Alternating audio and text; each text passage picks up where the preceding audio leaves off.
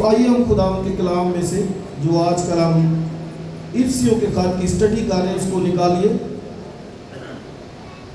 اور اس کے چوتھے باب کو ہم اسٹڈی کر رہے ہیں۔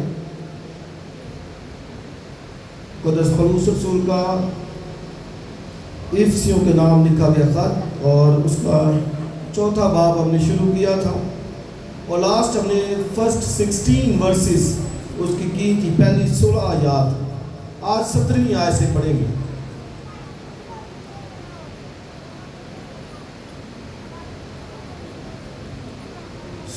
خداوند کے کلام میں اس طرح لکھا ہے،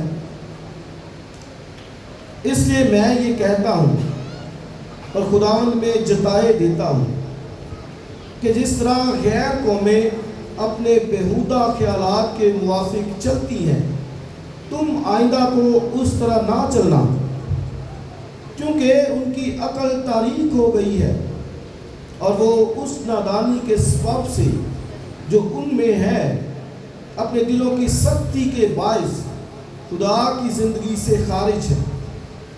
انہوں نے سن ہو کر شہوت پرستی کو اختیار کیا تاکہ ہر طرح کے گندے کام حرص سے کریں، مگر تم نے مسیح کی ایسی تعلیم نہیں پائی، بلکہ تم نے اس سچائی کے مطابق جو یسوع میں ہے اسی کی سنی۔ اس میں یہ تعلیم پائی ہوگی کہ تم اپنے اگلے چال چلن کی اس پرانی انسانیت کو اتار ڈالو جو فریب کی شہوتوں کے سبب سے خراب ہوتی جاتی ہے، اور اپنی عقل کی روحانی حالت میں نئے بنتے جاؤ، اور نئی انسانیت کو پہنو جو خدا کے مطابق سچائی کی راست بازی اور پاکیزگی میں پیدا کی گئی ہے۔ پس جھوٹ بولنا چھوڑ کر ہر ایک شخص اپنے پڑوسی سے سچ بولے، کیونکہ ہم آپس میں ایک دوسرے کے عضو ہیں۔ غصہ تو کرو مگر گناہ نہ کرو، سورج کے ڈوبنے تک تمہاری خفگی نہ رہے، اور ابلیس کو موقع نہ دو۔ چوری کرنے والا پھر چوری نہ کرے، بلکہ اچھا پیشہ اختیار کر کے ہاتھوں سے محنت کرے، تاکہ محتاج کو دینے کے لیے اس کے پاس کچھ ہو۔ کوئی گندی بات تمہارے منہ سے نہ نکلے، بلکہ وہی جو ضرورت کے موافق ترقی کے لیے اچھی ہو، تاکہ اس سے سننے والوں پر فضل ہو۔ اور خدا کے پاک روح کو رنجیدہ نہ کرو، جس سے تم پر مخلصی کے دن کے لیے مہر ہوئی۔ ہر طرح کی تلخ مزاجی اور قہر اور غصہ اور شور و گل اور بد گوئی، ہر قسم کی بد خواہی سمیت تم سے دور کی جائے۔ ایک دوسرے پر مہربان اور نرم دل ہو، اور جس طرح خدا نے مسیح میں تمہارے قصور معاف کیے ہیں، تم بھی ایک دوسرے کے قصور معاف کرو۔ آمین۔ خدا کی برکت اس کے کلام کے پڑھے اور سنے جانے پر ہو۔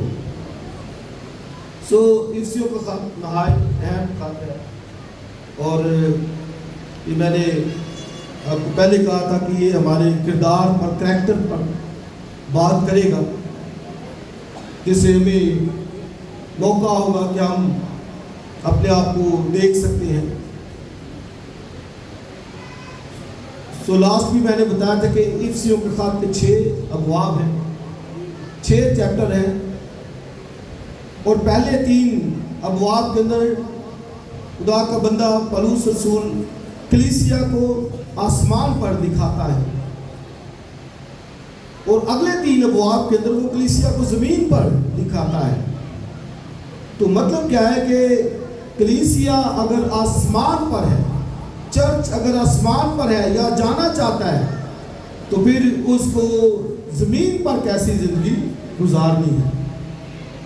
تو اس لیے میں نے بتایا تھا کہ یہ جو خط ہے یہ ہمیں جھنجھوڑے گا اور ہمیں اپنے کردار پر نگاہ کرنے کے لیے ابھارے گا، کس طرح ہم نے جو ہے وہ چلنا ہے۔ اور جب چوتھا چیپٹر شروع کیا تھا تو میں نے بتایا تھا کہ پولس ایک بلاوے کی بات کرتا ہے، کالنگ کی بات کرتا ہے، سدے کی بات کرتا ہے، کہ بھائی وہ جو کالنگ ہے، بلاوا ہے، کہاں کے لیے ہے، اور یقیناً وہ کالنگ بلاوا آسمان کی بادشاہی کے لیے ہے، اور وہ کہتا ہے اس لائق چال چلو. اور پھر وہ لاسٹ جو سنڈے تھا اس میں اسپرچول گفٹس کی بات کرتا ہے، روحانی نعمتوں کی بات کرتا ہے، اور ہر کسی کے لیے اس نے خدا نے نعمت کوئی نہ کوئی دی ہے، جو قابل قدر ہے، جو بے قدر نہیں ہے. کسی نہ کسی کے پاس کوئی نہ کوئی گفٹ ہے، نعمت ہے. لیکن کچھ خاص گفٹ بھی اس نے دیے ہیں، جو کسی کو مبشر، کسی کو رسول، کسی کو چرواہا، کسی کو استاد اور نبی بنا کر دے دیا ہے. اور جس کا مقصد کیا تھا، لاسٹ بھی ہم نے بات کی تھی کہ خدا کا بدن ترقی پائے اور ہم مسیح کے قد کے اندازے تک پہنچے. تو اس لیے یاد رکھیں، وہ لاسٹ چیپٹر کے اندر جو بیان کرنا چاہتا ہے کہ ہم آسمان پر جانے کے لیے بلائے گئے ہیں، لہٰذا ہم سب مسیح کے بدن کے عضو ہیں، پارٹس ہیں، اور ایک دوسرے کے ساتھ گٹھ جوڑ کر ہم بڑھ سکتے ہیں. مثلا ایک جو بچہ ہے، چھوٹا ہے، اتنا ہے، اب اس نے بڑھنا ہے تو وہ کیسے بڑھے گا؟ یقیناً سارے پارٹس اس کے مل کے کام کریں گے.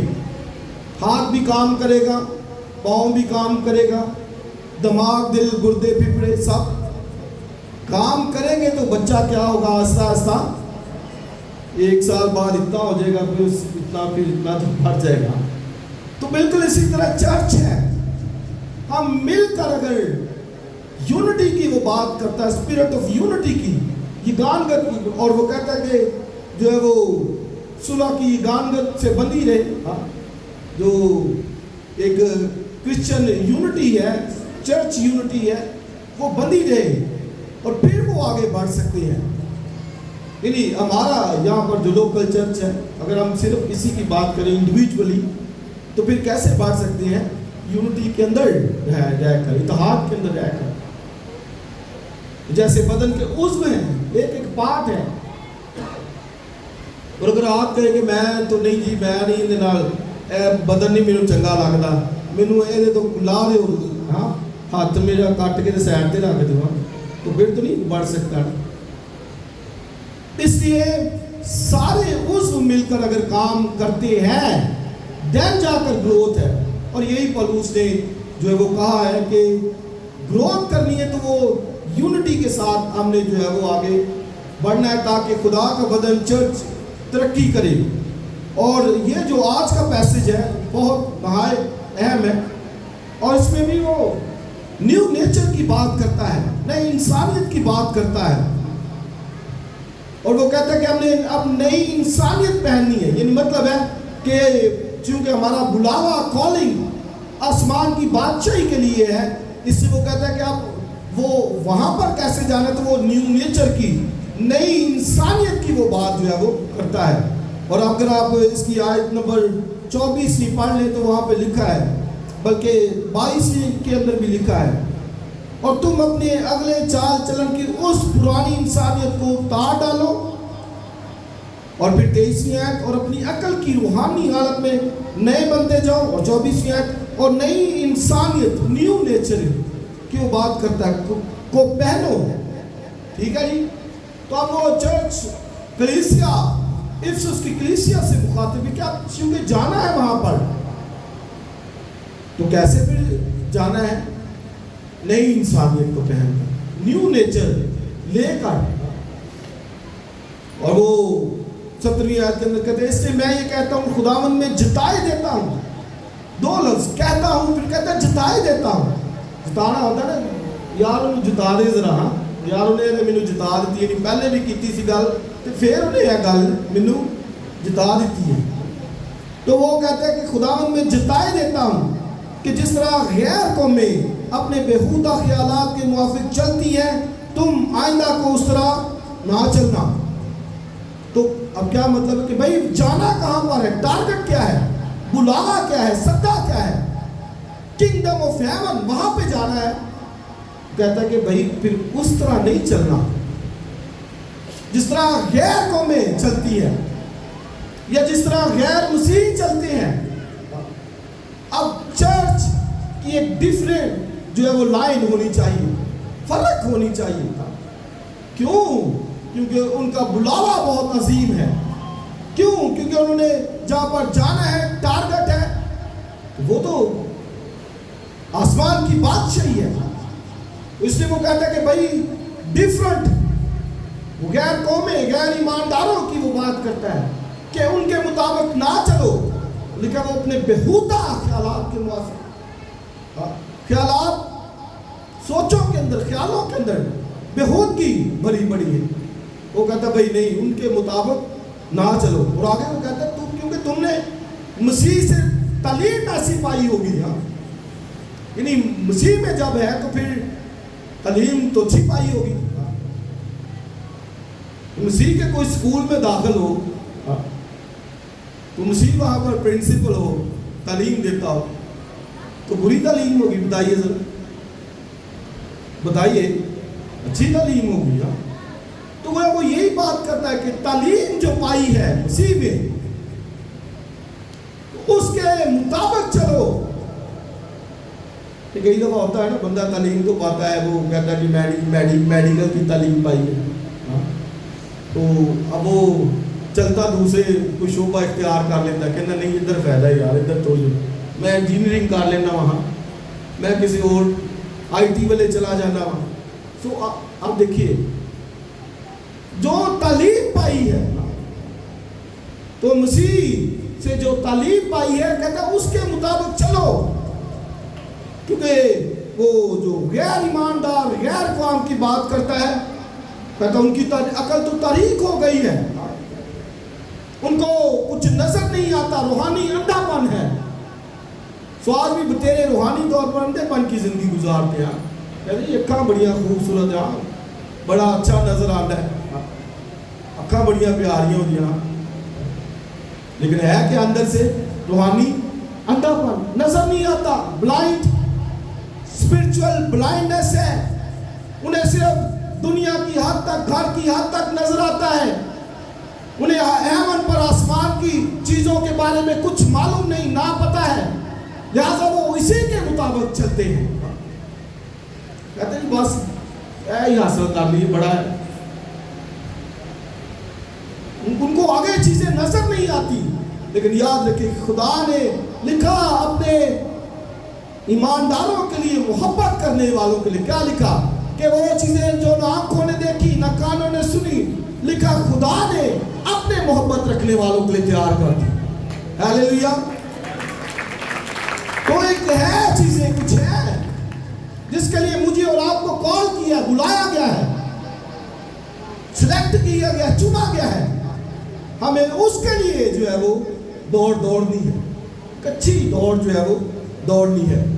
और कहता है उनके मुताबिक ना चुनो, आप चलो। और आप देखें कितने वो वर्ड बयान करते, मैंने ये कैरेक्टर पे बात करेगी, किरदार पे हमारे बात करेगी। और सुनिए वो क्या लिखा है, कहता है क्योंकि उनकी अकल तारीक हो गई और वो उस नादानी के सबब से जो उनमें है, अपने दिलों की सख्ती के बायस खुदा की जिंदगी से खारिज है।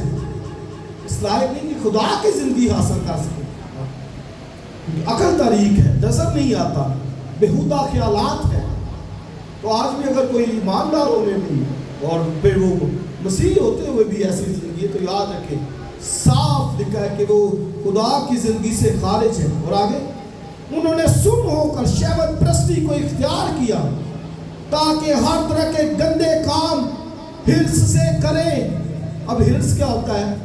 वो हिर्स होता है, वो बढ़ता ही जाता है, हाँ, काम नहीं होता। हिर्स बड़े बड़े चीज़ों की हिर्स होती है, दौलत की हिर्स होती है, इख्तियार की हिर्स होती है, वो बढ़ता जाता है। और गंदे कामों की लिखा वो हिर्स, ताकि वो हिर्स से करें। हाँ, लेकिन अब वो क्या कहता है, मगर तुमने मसीह की ऐसी तालीम नहीं पाई, बल्कि तुमने उस सच्चाई के मुताबिक जो यीशु में है उसकी सुनी और उसमें यह तालीम पाई होगी। अब वो उनको ये याद दिलाता है कि तुमने तालीम क्या पाई होगी, जो मसीह से सुनी होगी। और वो क्या है आगे 22 में, कि तुम अपने अगले चाल चलन की उस पुरानी इंसानियत को उतार डालो। पहली बात تعلیم پائی نئے مخلوق کی، اور لکھا کہ پرانی انسانیت کو اتار ڈالو. یہ مسیح نے تعلیم دی.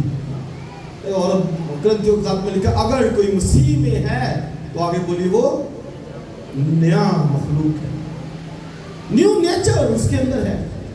وہ غیر اقوام کی طرح نہ ہو جو بےہودہ خیالات، گندے کام، گندگی سے بھرے ہوئے ذہن سوچے، کہتا ہے ان کے مطابق وہ نہیں ہے، بلکہ جو مسیح سے تم نے تعلیم پائی، پہلی بات کہ پرانی انسانیت کو اتار ڈالو، اور دوسری بات جو وہ کرتا ہے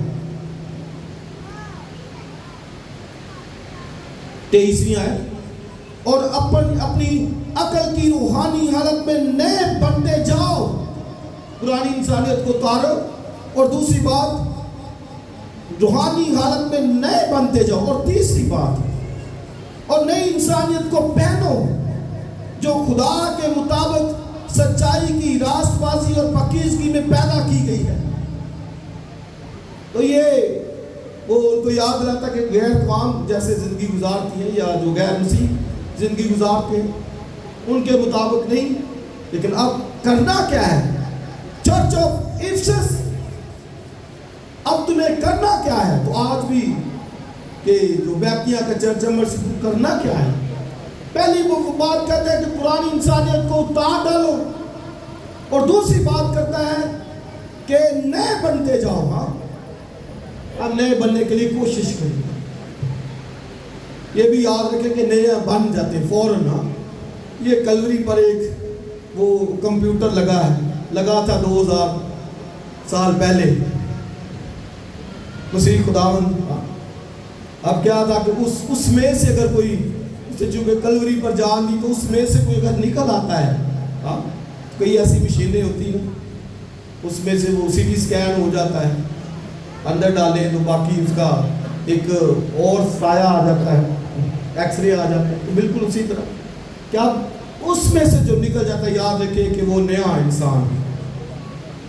اور آپ سوچیں گے کہ یار ہے تو نہیں، لیکن یاد رکھیے کہ اگر کوئی لکھا ہے اگر کوئی مسیح میں ہے تو وہ نیا انسان ہے، نیو مین ہے. مسیح میں اگر ہے، ہاں ہو سکتا ہے کہ ابھی اس کی زندگی پورے طور پر ٹھیک نہ ہو، اس لیے وہ کہتے ہیں کہ نئے بنتے جاؤ. اٹ از پروسیس، یہ عمل ہے نئے بنتے جانا کا، ڈے بائی ڈے. ہاں نئے ہیں بھی، ہاں لیکن بنتے بھی جا رہے ہیں. سو پہلی بات وہ کہتا ہے پرانی انسانیت کو اتارو، اور دوسری بات کہتا ہے کہ نئے بنتے جاؤ، اور تیسری بات وہ کیا کہتا ہے کہ نئی انسانیت کو پہنو. ہاں، اب کوئی کہے کہ نئی انسانیت وہ کیسے ہے؟ ہاں کیسے پتہ چل سکتا ہے کہ نئی انسانیت ہے بھی کہ نہیں؟ ہاں تو ہے نا سوال کہ نئی انسانیت ہے کیا؟ تو وہ آگے دیکھیے دو باتیں نئی انسانیت کے وہ کہتے ہیں. نئی انسانیت کو پہنو جو خدا کے مطابق. اب یہ خدا کے مطابق ہے. نئی انسانیت کیا ہے؟ سچائی کی راست بازی اور پاکیزگی میں پیدا کی گئی ہے. اب نئی انسانیت دو باتوں پہ جو ہے نا وہ کھڑی ہے. اسی سے ہم دیکھ سکتے ہیں کہ بندہ نیا انسان ہے کہ نہیں ہے. اس لیے میں نے کہا کہ مسیح میں جو ہی کوئی آیا ہے تو نیا انسان تو وہ بن گیا ہے، لیکن اب وہ بنتے بھی جا رہا ہے. وہ لکھا ہے نئی انسانیت کو پہنو. تو کیا لکھا ہے؟ وہ دو چیزوں پر کھڑی ہے نئی انسانیت. پہلی کیا ہے؟ رائچسنس کی وہ بات کرتے ہیں، راست بازی کی. یعنی بندہ اگر کوئی راست باز ہے، رائچس ہے، تو وہ نئی انسانیت کی طرف بڑھ رہا ہے. اور دوسری بات وہ ہولینس کی بات کرتا ہے، پاکیزگی کی. تو یعنی اس کا کیا مطلب ہے کہ اگر کوئی انسانیت، کوئی انسان، کوئی بہن بھائی، کوئی بلیور، کوئی راست باز نئی انسانیت میں چلنا چاہتا ہے تو اسے دو باتوں پر عمل کرنا ہے. وہ کیا ہے کہ وہ راست بازی کو حاصل کرے، اور دوسری بات وہ پاکیزگی میں چلے گا. دو باتوں میں لوگ ہیں یا دوسرے دیگر جو غیر ایماندار وہ کہیں گے جی کیسے نئی انسانیت ہے، نیو مین کیسے، نیا انسان پیدا کیسے ہوتا ہے؟ تو بھائی پیدا تو وہ ہو چکا ہے، لیکن اب اسے جو کرنا ہے وہ راست بازی میں چلے. اور لکھا ہے یہ مسیح کی سچائی کی وہ بات کرتا ہے. نئی انسانیت کو پہنو جو خدا کے مطابق سچائی کی راست بازی اور پاکیزگی میں پیدا کی گئی ہے. یہ دو باتیں وہ بڑی مشکل ہے. راست بازی, سچائی کی راست بازی, اور دوسرا پاکیزگی. ذرا بولیے, ایک کیا ہے راست بازی اور دوسرا راست بازی اور پاکیزگی. So this is new nature, spiritual new nature. دو باتوں پہ کھڑی ہے, راست بازی اور پاکیزگی پہ. تو ہم یسوع کے خون سے راست باز ہیں, لیکن یہ راست بازی دکھنی بھی چاہیے. ہم یسوع کے خون سے پاک بھی ہیں, لیکن یہ پاکیزگی ہماری زندگیوں سے نظر بھی آنی چاہیے. پلیز تھوڑا سا آگے آ جائیں اور شور نہ کریں بس.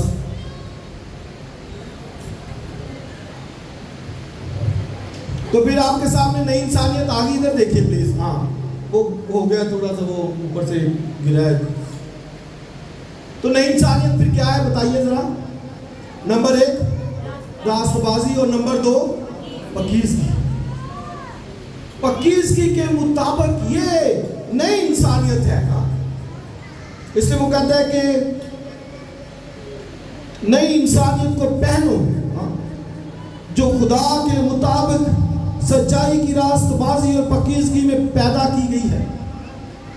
Adore yourself with righteousness and holiness. اپنے آپ کو سنوارنا, بنانا انہی دو چیزوں کے ساتھ. تو بندہ وہ جو ہے نا وہ ہے نیا انسان, نئی انسانیت خدا کے مطابق جو ہے. خود تو کوئی کہنا رہے کہ میں ٹھیک ہوں, میں ٹھیک ہوں.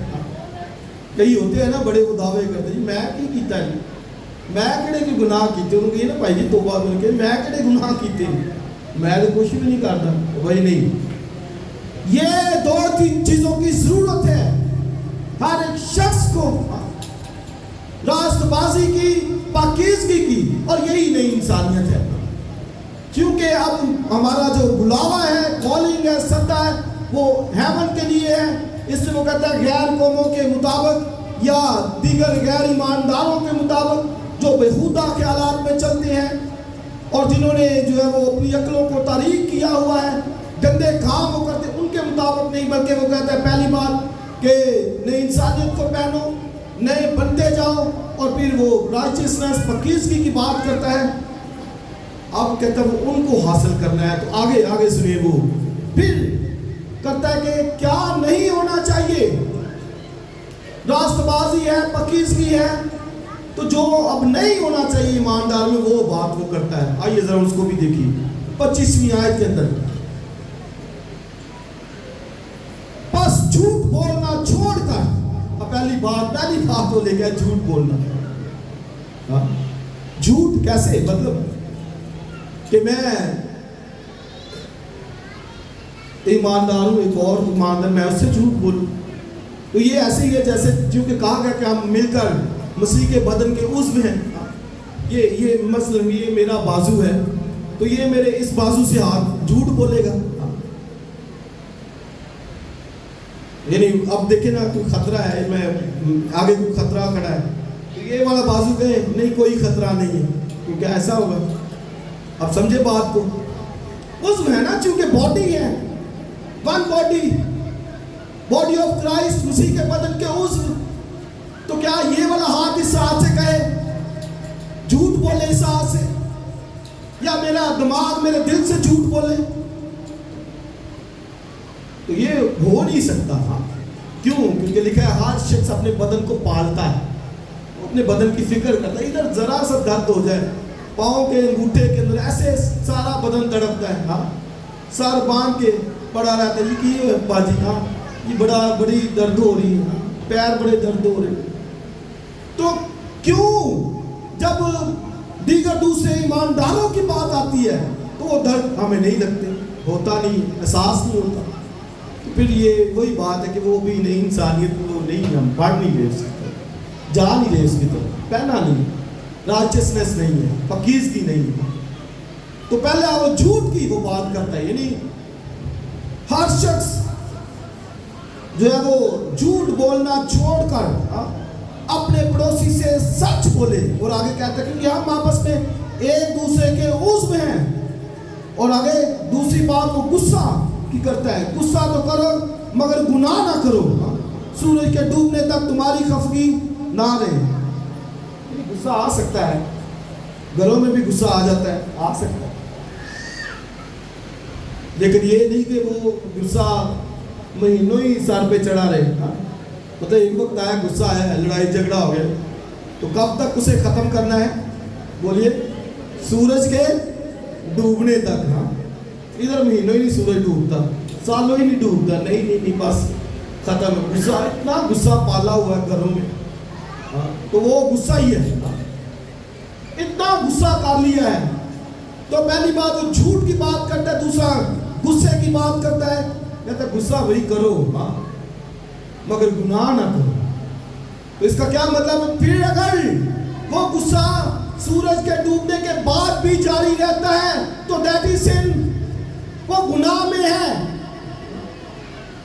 تو آپ دیکھیں بھائی کتنے لمبے گناہ کرنے، جو ہفتوں دے ہفتے، مہینے دے مہینے غصہ ہی سر تے چڑھیا رہتا. تو چونکہ بڑھنا آگے ہے، بلاوا آگے ہے، آسمان کی بادشاہی کے لیے جھوٹ کی بات کرتا ہے، غصے کی وہ بات کرتا. اور آگے 27 تو ابلیس کو موقع نہ دو. تو یہ ابلیس کو موقع دینا ہے. چوری کرنے والا پھر چوری نہ کرے بلکہ اچھا پیشہ اختیار کر کے ہاتھوں سے محنت کرے تاکہ محتاج کو دینے کے لیے اس کے پاس کچھ ہو. کوئی گندی بات تمہارے منہ سے نہ نکلے بلکہ وہی جو ضرورت کے موافق ترقی کے لیے اچھی ہو تاکہ اس سے سننے والوں پر فضل ہو. تو یہ بات چیت کی بھی بات کرتا ہے، گفتگو کی کیسی ہونی چاہیے. لکھا دوسروں پر فضل ہو. یعنی گھر میں جب بات کرتے ہیں تو دوسروں پر فضل ہو. بہن بھائی ایک دوسرے سے بات کرتے ہیں، فضل ہو دوسرے. یہ ہوتا نہیں ہے. اس کا کیا مطلب ہے کہ ابھی ٹارگٹ سے کوسوں دور ہے. آپ یہ دیکھیں بائبل کی تعلیم کیا ہے اور چرچ بلیورز ایماندار کہاں جا رہے ہیں؟ وہ اپنی مانی مانی کر رہے ہیں. فضل کیا؟ وہ تو بات کرتا ہے تو اندر آگ ہی آگ لگ جاتی ہے نا. بندہ کہتا یار وہ گلاں مینوں کھا گیا، انہیں ان جتے بیچارے نے نہیں مرنا لیکن انہیں گلاں نے، وہ کہتا یار انہیں گلاں نے مینوں مار دیتا ہے. تو یہ بائبل میں لکھا بھی ہے کہ جو یہ باتیں ہیں لفظ مار ڈالتے ہیں. بے شک اس کا ایک مطلب تو شریعت کا ہے، لیکن یہ لفظ جو کہے جاتے ہیں اور پھر منہ سے نکلا وہ لفظ وہ کہتے ہیں کہ واپس نہیں آتا. اس سے سوچ سمجھ کر لکھا کوئی گندی بات تمہارے منہ سے نہ نکلے. ادھر گالیاں نکلتی ہیں، ادھر بدتمیزیاں نکلتی ہیں، بدگوئیاں نکلتی ہیں، یعنی کیا کیا ہم سوچتے رہتے ہیں. تو آپ یہ دیکھیں بھائی ٹارگٹ کدھر گئے اور ہم کدھر جا رہے ہیں. جانا کہاں پر ہے؟ سدا بلاوا کس بات کے لیے ہے اور ہم کہاں پہ جا رہے ہیں؟ بھائی یہ سوچنے کی بات ہے، یہ سمجھنے کی بات ہے کہ کیا خدا کا کلام ہم سے جو ہے وہ کہتے ہیں. اس لیے بائبل میں کہ زبان، اپنی زبان پر لگام. حضرت داؤد کہتے ہیں اے خدا میرے منہ پر نگہبان بٹھا دے. نگہبان بٹھا دے. ذرا کوئی ایسا لفظ منہ باہر نکلے. نگہبان کا یہی کام ہوتا ہے، وہ ایسے اوپر سے مارے چل اندر، کوئی لفظ گندا لفظ نہیں نکلنا. وہ کہتا ہے نگہبان بٹھا دے. اور مسیح نے بھی کہا کہ تو اپنی باتوں کے سبب سے راست باز اور اپنی باتوں کے سبب سے گنہگار ٹھہرایا جائے گا. عدالت کے دن بول چال، زبان. اور اگر زبان کو زیادہ پڑھنا ہے تو یعقوب کا خط 3 باب پڑھ لیجیے. بہت لمبی چوڑی ڈیٹیل ہے زبان کے بارے میں. لکھا زہر قاتل سے بری اور ایک چھوٹا جو آگ پورے جنگل کو لگا دیتی ہے زبان. تو اس لیے وہ بات کرتا ہے کہ ایماندار وہ کوئی گندی بات تمہارے منہ سے نہ نکلے، اور پھر خدا کے پاک روح کو رنجیدہ نہ کرو۔ اس کا کیا مطلب ہے کہ اگر کوئی بندہ گندی باتیں کر رہا ہے، اگر کوئی بندہ غصے والی باتیں کر رہا ہے، اگر کوئی بندہ جھوٹ بول رہا ہے، تو پھر یاد رکھے خدا کا پاک روح رنجیدہ ہے، وہ خوش نہیں ہے۔ اور آگے 31ویں آیت، اب دیکھیے، ہر طرح کی تلخ مزاجی، مزاج کے بڑے گرم، وہ کہتے ہیں بندہ بڑا مزاج دا پائی دی گرم، وہ دے نہ سوچ سمجھ کے گل کرے۔ بھائی کہتے ہیں نا ساڈا بڑا بزرگ جو تھا بڑا مزاج دا، وہ دے نہ ڈردا کوئی گل نہیں سی کرتا، تو بھئی یہ رویہ تو ٹھیک نہیں ہے۔ مزاج، ہر قسم کی، ہر طرح کی تلخ مزاجی، قہر، غصہ، شور و گل۔ کئی دفعہ گھروں میں شور و گل ہی رہتا ہے، ایسے شور شرابہ، لڑائی جھگڑے، ادھر امن سکون آتا ہی نہیں، یہ خدا کے کلام کے مطابق نہیں ہے۔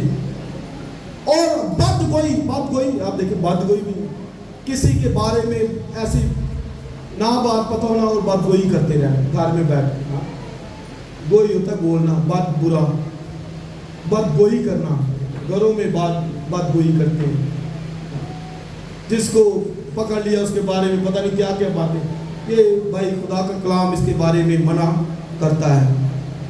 اور آگے، ہر قسم کی بدخواہی، برا چاہنا، کئی برا چاہتے ہیں، کوئی اگر اس کا کوئی بہن بھائی ترقی کر رہا ہے نا، اس کے بارے میں برا سوچتے، سوچ خیالات کے اندر، پتہ نہیں کتوں پیسے آ رہے ہیں، پتہ نہیں کیوں انہاں کو اے چیز کی میں آ گئی، ایسے ہی بھئی تجھے کیا ہے، تو بھی محنت کر لے، تجھے بھی مل جائے، خدا سب کا خدا لکھا ہوا نور نیک اور بدو دونوں پر اپنے میل کو برساتا ہے۔ ایسے ہی جلتے رہنا، کڑتے رہنا، یہ وہ دیکھو ہے، ساڑھے کو نہیں ہے، بد خواہی، برا چاہنا، تو اس کو برا بڑا کہتے رہنا، بری دعائیں اس کے لیے دیتے رہنا، یہ خدا کے کلام کے مطابق جو ہے وہ نہیں ہے۔ اور آگے کہتا ہے ہر قسم کی بد خواہی سمیت تم سے دور کی جائے، یہ سارا دور کی، اور آگے کرنا کیا ہے، ایک بات، ایک دوسرے پر مہربان اور نرم دل ہو، یہ ہے جی، مہربان دوسروں پر، کچھ کر نہیں سکتے، دے نہیں سکتے، تو مہربانی تو کر سکتے ہیں، ایک دوسرے پر مہربان اور نرم دل۔